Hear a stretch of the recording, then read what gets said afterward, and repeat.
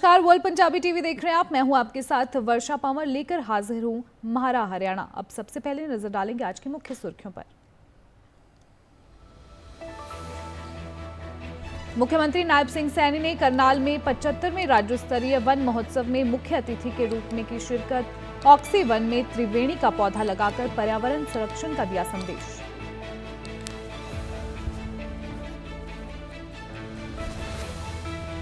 पच्चीस जून को संविधान हत्या दिवस के रूप में मनाने को लेकर हरियाणा के पूर्व मंत्री अनिल विज ने दी प्रतिक्रिया। भारत सरकार के इस फैसले का किया स्वागत, कांग्रेस पर साधा निशाना।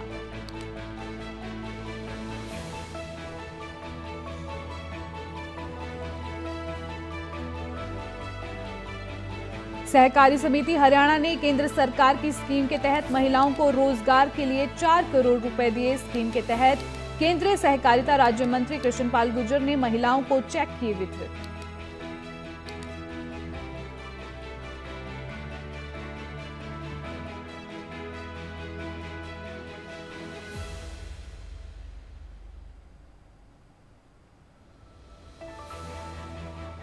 कैथल में जननायक जनता पार्टी के द्वारा कार्यकर्ता सम्मेलन का किया गया आयोजन। राष्ट्रीय अध्यक्ष डॉक्टर अजय सिंह चौटाला ने की शिरकत। कार्यक्रम के दौरान हरियाणा सरकार पर साधा निशाना।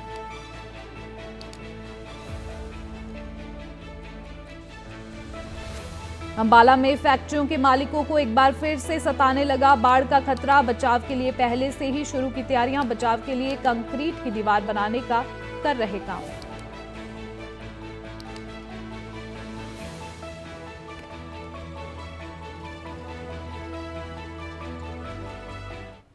सुर्खियों के बाद अब खबरें विस्तार से। मुख्यमंत्री नायब सिंह सैनी ने आज करनाल में 75वें राज्य स्तरीय वन महोत्सव में मुख्य अतिथि के रूप में शिरकत की। इस अवसर पर उन्होंने ऑक्सी वन में त्रिवेणी का पौधा लगाकर पर्यावरण संरक्षण का संदेश दिया।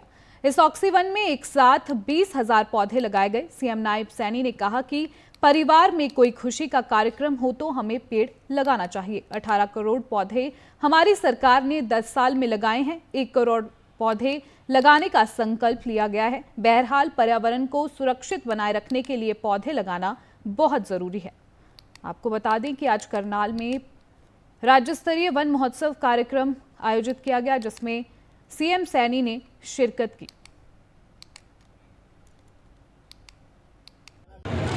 बहुत बहुत बधाई और शुभकामनाएं देता हूं। आज जो 2 बड़ी परियोजनाओं का हमने आज शुभारंभ किया है। एक बड़ी योजना है कि लगभग 50,000 के करीब में वन मित्र जो पौधा लगाएंगे, अपने आप खड्डा खोद करके उसका संरक्षण करेंगे। हर पौधे पर वन मित्र को 20 रुपया सरकार की तरफ से दिया जाएगा। इसी प्रकार से एक दूसरी बड़ी योजना जो 5 जून को आदरणीय नरेंद्र मोदी जी ने जिसका शुभारंभ किया था, एक पेड़ मां के नाम, हरियाणा में आज हमने उसका भी शुभारंभ किया है। जो भी व्यक्ति अपने आप जो भी पौधा लगाएगा, पौधा लगा करके उसका संरक्षण हमारे जो वन मित्र हैं उसके हैंड ओवर करेगा, वो उसका संरक्षण करेगा। प्रति पौधा उसको भी 10 रुपया देने का काम ये हमारी सरकार करेगी। और आज मेरे लिए बड़े गर्व की बात है कि 2021 में जब कोरोना का संकट पूरे विश्व के ऊपर था, ऑक्सीजन की बड़ी कमी आई थी, आदरणीय मनोहर लाल जी ने तब ये निर्णय किया था कि हरियाणा के अंदर हम ऑक्सीवन वो लगाएंगे। सहकारी समिति हरियाणा ने केंद्र सरकार की स्कीम के तहत महिलाओं को रोजगार के लिए 4 करोड़ रुपए दिए। ग्रामीण क्षेत्र की महिलाएं 4 महिलाओं का ग्रुप बनाकर इन पैसों का इस्तेमाल रोजगार के लिए कर सकती हैं। इस कार्यक्रम में ग्रामीण क्षेत्र की महिलाओं को सम्मान के रूप में और रोजगार के लिए 4 करोड़ रुपए की ग्रांट दी गई। इस स्कीम के तहत केंद्रीय सहकारिता राज्य मंत्री कृष्ण पाल गुर्जर ने महिलाओं को चेक के जरिए रोजगार के लिए ये धनराशि वितरित की है। कृष्ण पाल गुर्जर ने इस दौरान विपक्ष पर भी जमकर साधा निशाना। क्या कुछ कहा, आइए सुनाते हैं। दिया जा रहा है क्योंकि इस देश के अधिकतर गांव कोऑपरेटिव से जुड़े हुए हैं। तो देश में गांव के व्यक्ति को, महिलाओं को कोऑपरेटिव के द्वारा सहकार से समृद्धि, ये करने का काम मोदी जी की सरकार और हरियाणा सरकार मिलकर कर रही है। उसी निमित्त आज हमारी बहनों को 4 करोड़ का ये ऋण आज उनको दिया गया। आगामी 25 तारीख को संविधान हत्या दिवस मना रही है, लेकिन कांग्रेस कह रही है कि अघोषित जो कट लगाया हुआ इमरजेंसी। देखिए, कांग्रेस जो खुद पाप के भागीदार है, जिन्होंने इस देश में संविधान को पैरों के तले कुचला, वो चीज आने वाली पीढ़ियों को हमेशा उनकी ताजा रहे, कभी भविष्य में इस तरह कोई संविधान की हत्या ना करे कि पूरे देश को जेल खाना बनाकर लाखों लोगों को, निर्दोष लोगों को जेल में डाल दे। इसलिए जो पाप कांग्रेस ने किया था, उस पाप को लगातार हमने देश के लोगों को, आने वाली पीढ़ियों को बताने का तय किया। 25 जून को संविधान हत्या दिवस के रूप में मनाने को लेकर भारत सरकार की ओर से एक अधिसूचना भी जारी कर दी गई है, जिसको लेकर हरियाणा के पूर्व गृह मंत्री अनिल विज ने अपनी प्रतिक्रिया दी है। क्या कुछ कहा है, आइए सुनाते हैं। 25 जून को संविधान हत्या दिवस मनाने का निर्णय लेकर यह कहने की कोशिश की है कि अब कभी भी जो इंदिरा गांधी ने 1975 में इमरजेंसी लगाकर किया था, सारे मौलिक अधिकारों को रद्द कर दिया था, मीडिया पर पाबंदी लगा दी थी, लाखों लोगों को जेलों में डाल दिया था, अब कभी भी ऐसा दोबारा ना हो पाए। और वो लोग जो इंदिरा गांधी के वंशज हैं, जिन्होंने ये इमरजेंसी लगाई थी, उनको हाथ में संविधान लेके चलते हुए शर्म आनी चाहिए। उनको अधिकार नहीं है कि वो संविधान की बात करें, और कांग्रेस पार्टी को भी अधिकार। अब रुक करते हैं कैथल का। कैथल में जननायक जनता पार्टी के द्वारा कार्यकर्ता सम्मेलन का आयोजन किया गया, जिसमें जजपा के राष्ट्रीय अध्यक्ष डॉक्टर अजय सिंह चौटाला ने मुख्य अतिथि के रूप में शिरकत की। इस दौरान डॉक्टर अजय चौटाला ने हरियाणा सरकार पर जमकर निशाना साधा और क्या कुछ कहा है, आइए सुनाते हैं।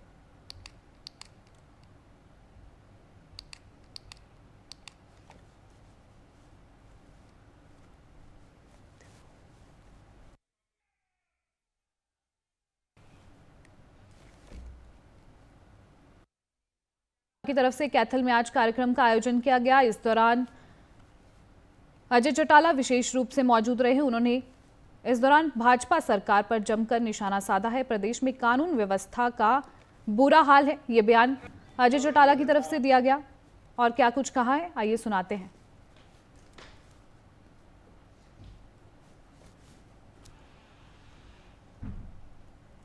बीच में लेकर के जा रहे हैं, जो कोई कमियां रही है उन्हें दूर करने का प्रयास कर रहे हैं। आज सरकार की बेकायदगियों को लोगों के बीच में पहुंचा रहे हैं।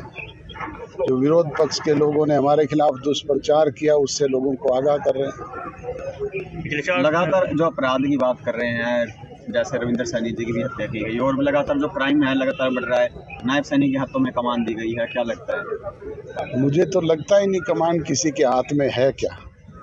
आज तो पूरी तौर पे अपराधी बेलगाम है। प्रदेश में रोजाना 5 से 6 मर्डर की एवरेज आ रही है। सरेआम गोलियों से कहीं दूधिया भून दिया जाता है, कहीं रविंद्र सैनी को मार दिया जाता है। सोनीपत में रोजाना 2 मर्डर की एवरेज है। ये हालात पूरे प्रदेश के हैं, और प्रदेश के मुख्यमंत्री 4.5 बरस के बाद कहते हैं मैंने 24 घंटे के लिए दरवाजे खोल दिए। इसका मतलब 4.5 साल दरवाजे बंद थे। एक दल गैर कांग्रेसी और गैर भाजपाई का तीसरा मोर्चा बनाने की बात कर रहे हैं। मोर्चे तो मैंने आपको उस प्रदेश की स्टेज पे खड़े होकर के बताए तो थे, बहुत बने इस प्रदेश में, बहुत राजनीतिक दल बने हैं। किसी का अस्तित्व है क्या? ये मोर्चा तो पहले भी 3 बार बन चुका। पहले क्या गुल खिले थे बताओ आप? इस मोर्चे ने क्या प्रदेश में किया था। चंडीगढ़ से महेंद्रगढ़ जा रहे राज्य मंत्री सुभाष सुधा की पायलट गाड़ी का नेशनल हाईवे 152D पर टायर फटने की वजह से हादसा हो गया। इस हादसे में एक पुलिसकर्मी घायल हो गया। राज्य मंत्री सुभाष सुधा चंडीगढ़ से महेंद्रगढ़ की ओर जा रहे थे, जहां उन्होंने 16 जुलाई को देश के गृह मंत्री अमित शाह के महेंद्रगढ़ दौरे को लेकर आयोजित बैठक में भाग लेना था। घायल पुलिसकर्मी को तुरंत घटनास्थल के नजदीकी पिहोवा के सरकारी अस्पताल में ले जाया गया। डॉक्टर ने बताया कि उन्हें प्राथमिक उपचार के बाद कुरुक्षेत्र LNJP में रेफर किया गया है। फिलहाल सुरक्षा कर्मी का उपचार चल रहा है। वहीं इस बीच राज्य मंत्री सुभाष सुधा ने हादसे में जख्मी पुलिसकर्मी से मुलाकात भी की और उनका हालचाल भी जाना।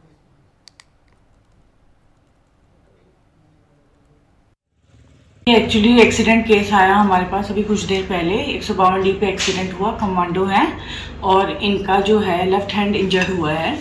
तो यहाँ पेवा हॉस्पिटल में इनका पूरा प्रॉपर तरह से इनका ट्रीटमेंट हुआ है। इंजेक्टेबल्स और IV जो जाना था वो दे दिया है, स्प्लिंटिंग कर दी है और इनको रेफ़र किया गया है LNJP के अंदर ऑर्थोपेडिक के लिए। हमारे यहाँ डॉक्टर अमनदीप थी, उन्होंने इनका जो है प्रॉपर जो है MLR वगैरह काट दी है और प्रॉपर जो रिकॉर्ड के साथ इनको एम्बुलेंस में भेजा गया है। मैम कितने लोगों को चोट लगी है? सिर्फ एक ही कमेंटो को चोट लगी है। देखिए, आज चंडीगढ़ से मैं सुबह वहाँ जा रहा था, उनके अपना महेंद्रगढ़ हमारे आदरणीय अमित शाह जी अमित शाह आ रहे थे, उसके लिए एक मीटिंग थी, पार्टी की मीटिंग के लिए जा रहा था। रास्ते में पेवा से लगभग 7 किलोमीटर आगे जाके 152D पे तो क्या हुआ कि हमारी जो गाड़ी थी, पायलट की गाड़ी थी, वो एस्कॉर्ट की जो गाड़ी थी, उस गाड़ी में जो रम गया, उसका जो टायर ब्लास्ट हो गया और साथ में एक्सल टूट गया। उससे अनबैलेंस हो गया और उससे गाड़ी में उल्टी गाड़ी, उससे कुछ हमारे जो एम्प्लॉई थे उनको चोट लगी है। उनको मैं वहाँ से लेके सीधा आजानंद हॉस्पिटल में आया। बाकी सब ठीक है और वैसे सारे एम्प्लॉइज भी ठीक है। बाकी उनको अक्सर अभी चेक करें, वो ठीक।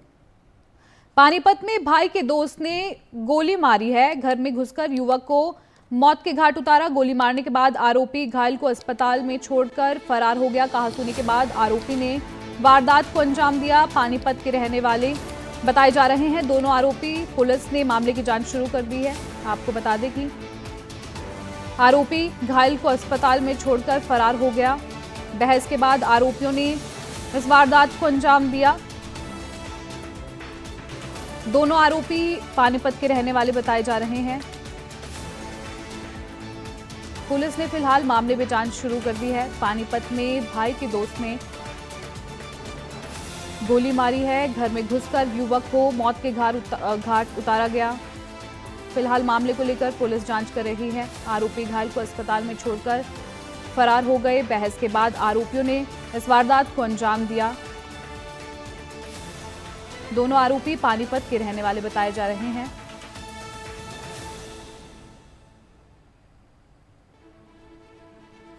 आपको बता दें कि पानीपत का ये मामला है जहां पर भाई के दोस्त ने गोली मारी है। घर में घुसकर युवक पर हमला किया गया, जिसे मौत के घाट उतार दिया गया। आरोपी घायल को अस्पताल में छोड़कर फरार हो गया। बहस के बाद आरोपियों ने इस वारदात को अंजाम दिया। दोनों आरोपी पानीपत के बताए जा रहे हैं। आपको बता दें कि मामले को लेकर पुलिस जांच कर रही है।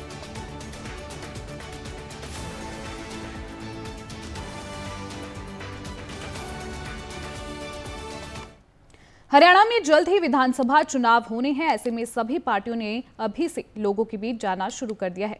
सभी पार्टियां अपने आप को मजबूत करने में जुटी हुई हैं। इसी संदर्भ में करनाल में पूर्व मंत्री अजय यादव पहुंचे, जिन्होंने पिछड़ा वर्ग न्याय चौपाल में हिस्सा लिया। उन्होंने कई मुद्दों पर अपनी राय रखी। क्या कुछ कहा है, आइए सुनाते हैं।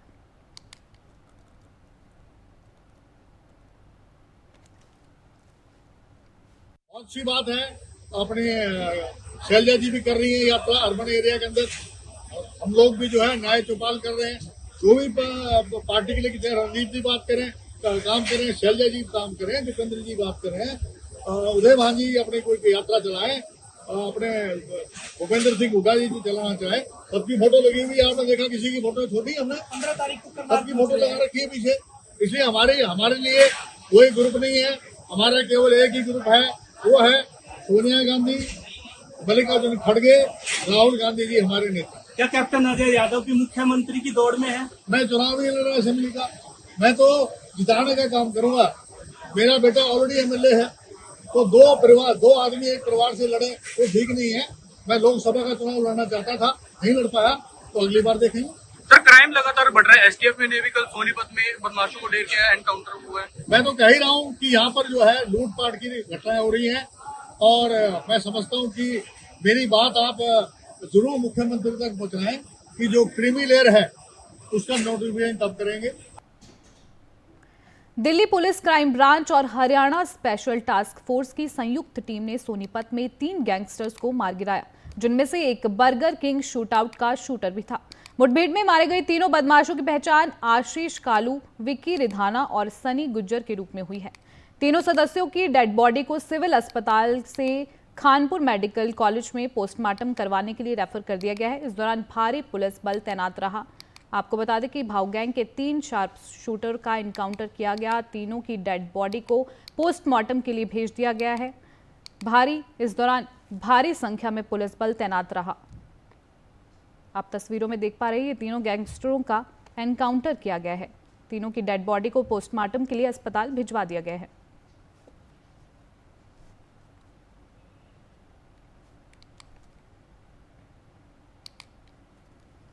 अंबाला में पेंशन बहाली संघर्ष समिति ने पुरानी पेंशन बहाली की मांग को लेकर काले कपड़ों में रोष मार्च निकाला। संघर्ष समिति ने अंबाला की सड़कों से होते हुए उपायुक्त को मुख्यमंत्री के नाम मांग पत्र सौंपा। इन लोगों ने सरकार को चेतावनी देते हुए ओपीएस की बहाली की मांग करते हुए कहा कि अगर 11 अगस्त को सरकार ने उनकी मांग नहीं मानी तो 1 सितंबर को वहां मुख्यमंत्री निवास का घेराव करेंगे, और ये घेराव तब तक चलेगा जब तक सरकार उनकी मांगे नहीं मान लेती। आपको बता दें कि अंबाला में पेंशन बहाली संघर्ष समिति ने आज रोष मार्च निकाला। इस दौरान उन्होंने काले कपड़े पहनकर अपना रोष जताया। साथ में प्रदेश सरकार को मांगे पूरी न करने को लेकर चेतावनी भी दी और 1 सितंबर को सीएम आवास का घेराव करने की बात कही।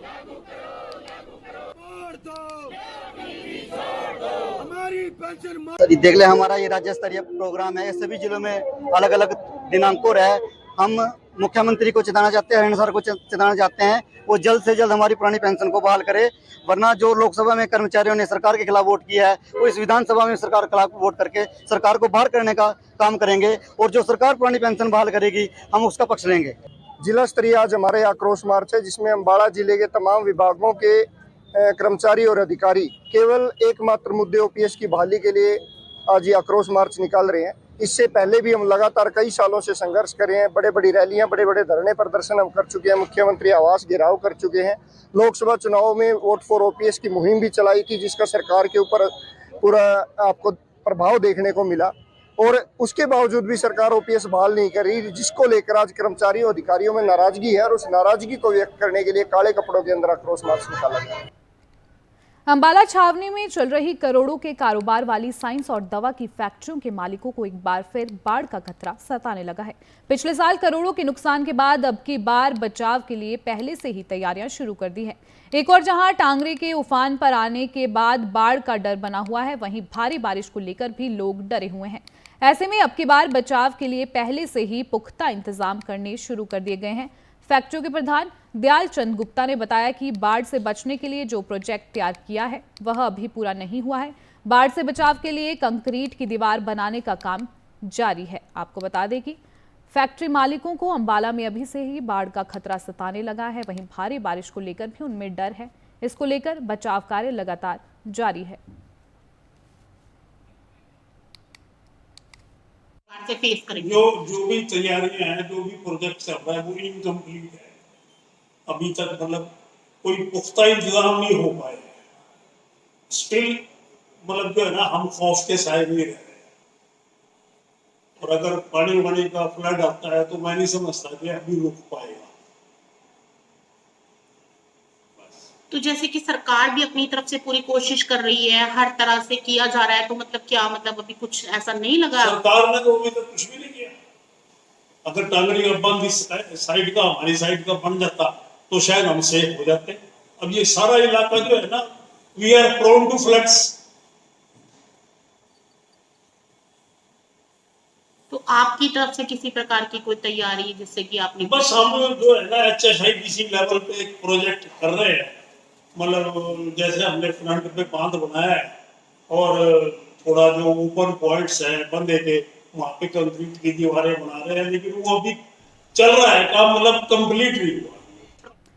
जेजेपी नेता एवं सैनी मोटर्स के मालिक रविंद्र सैनी की हत्या के विरोध में हांसी शुक्रवार को बंद रहा। चंडीगढ़ में प्रतिनिधिमंडल की मुख्यमंत्री के साथ बैठक हुई। मामले में मुख्यमंत्री द्वारा परिवार की 3 मांगों पर सहमति बनी, जिसके बाद 48 घंटे बाद शव का अंतिम संस्कार किया गया। आपको बता दें कि रविंद्र सैनी की अंतिम शव यात्रा में शहर के सभी संगठनों के लोगों सहित हजारों की संख्या में लोग शामिल हुए थे। व्यापारियों ने क्या कुछ कहा है, आइए सुनाते हैं। रविंद्र सैनी मेरा बड़ा भाई था, मैं उसका छोटा भाई कृष्ण हूँ। आज जो ऑटो मार्केट के व्यापार मंडल के सभी इकट्ठे हो गए, उन्होंने अपना शीर्ष आदमी चुनकर मित्तल जी को भेजा था।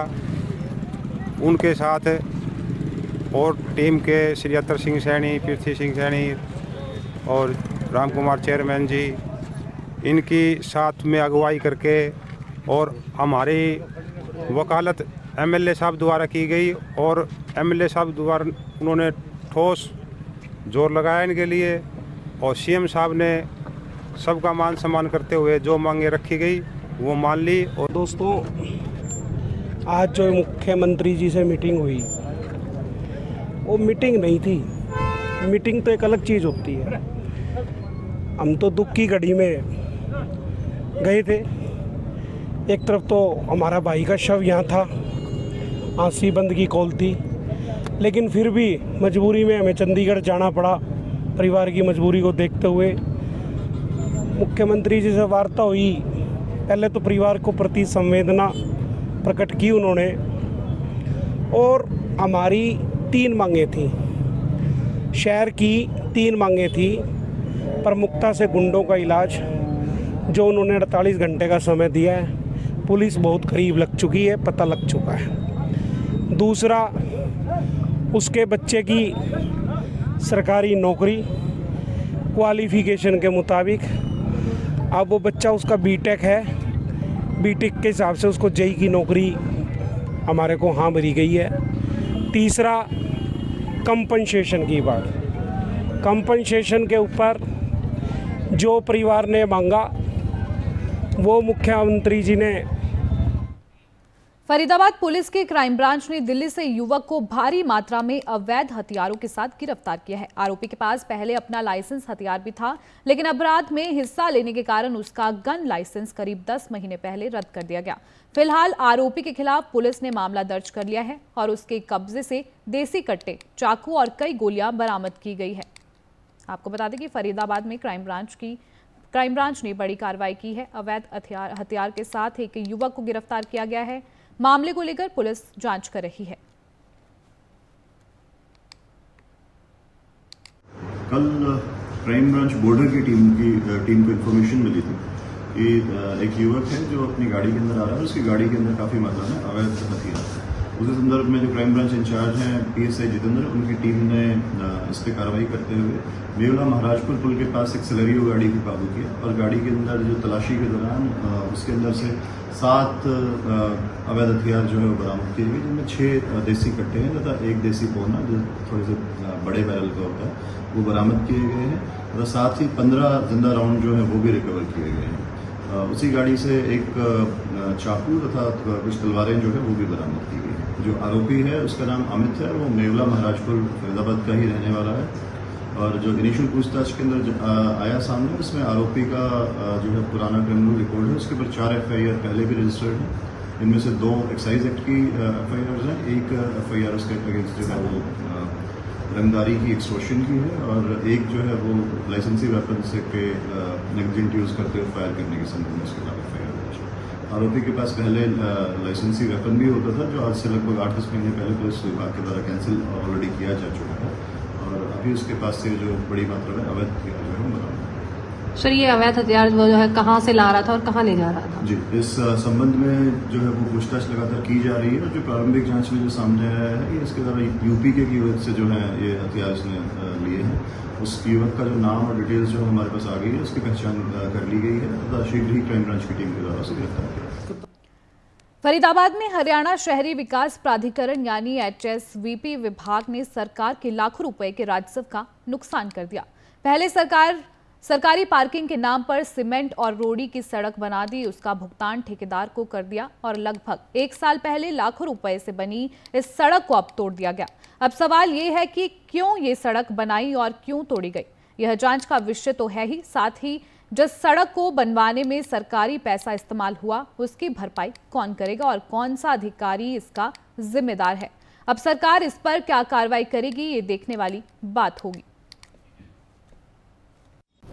ऐसा ये सेक्टर 12 जो है ना, ये इंस्टीट्यूशनल सेक्टर है, कमर्शियल कम इंस्टीट्यूशनल। इसमें कुछ पोर्शन पार्शियल डेवलपमेंट पहले हो गई थी कई साल पहले, करीबन 20 साल पहले, और बचे हुए पोर्शन को अब ऑक्शन किया था। और जो जिस पोर्शन का ऑक्शन हुआ है उनमें अलॉटीज के सामने सुविधाएं देना HSVP का मैंडेट है और उसी के तहत उसमें रोड और पार्किंग बनाए जा रहे हैं। अब आपके द्वारा मेरे संज्ञान में ये आया है कि कुछ पार्किंग का पोर्शन और कुछ रोड का पोर्शन किसी अलॉटी ने तोड़ा है। अब ऐसा क्यों तोड़ा है, मैं जो कंसर्न एक्सियन हैं उनसे बात करूंगा इस बारे में, और जो कंसर्न जेई है उनसे रिपोर्ट ली जाएगी, फिर मैं आपको बता पाऊंगा। इस बुलेटिन में इतना ही, मुझे दीजिए आज्ञा, नमस्कार।